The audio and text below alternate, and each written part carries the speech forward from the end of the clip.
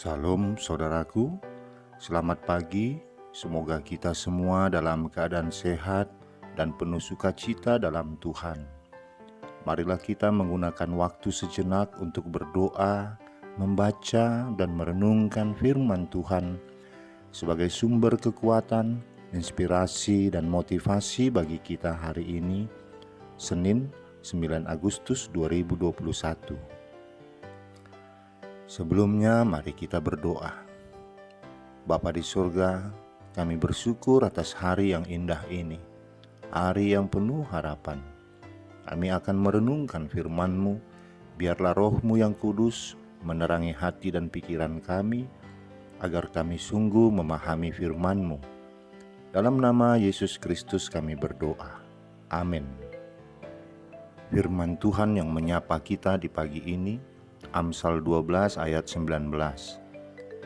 Bibir yang mengatakan kebenaran tetap untuk selama-lamanya, tetapi lidah dusta hanya untuk sekejap mata. Saudaraku, seorang filsuf Yunani meminta pelayannya memasakkan hidangan yang paling lezat. Pelayan yang bijak menyuguhkan hidangan berupa daging lidah dan berkata, "Ini adalah hidangan terlezat di antara semua hidangan lain, karena hidangan ini mengingatkan kita agar menggunakan lidah untuk memberkati dan mengungkapkan sukacita, menghalau kesedihan, mengenyahkan keputusasaan, dan menyebarluaskan keceriaan." Lalu ia meminta hidangan yang paling tidak enak.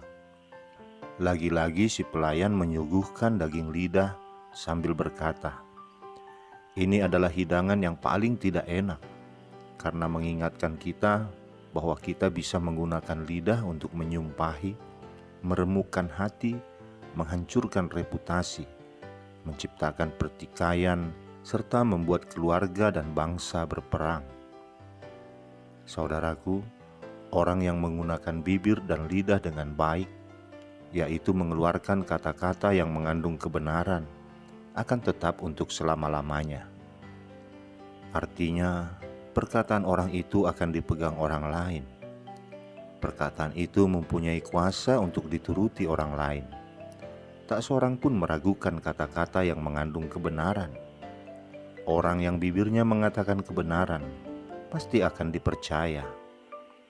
Bibir dan lidah dusta tidak akan menghasilkan kebenaran, baik bagi diri sendiri maupun orang lain. Perkataan dusta tidak akan mempunyai kuasa.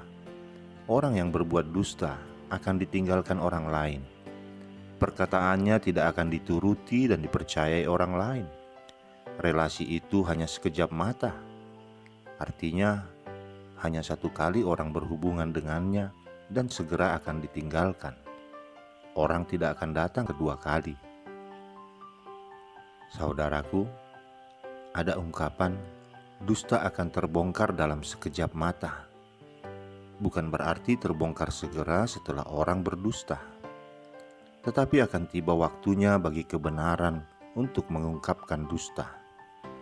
Kapan kebenaran itu akan muncul? Ini hanyalah masalah waktu saja. Kata-kata benar akan tetap bertahan sepanjang masa. Kebenaran mampu bertahan dalam lintasan waktu. Orang bisa saja tidak suka saat mendengar kebenaran, tetapi kebenaran itu akan bertahan.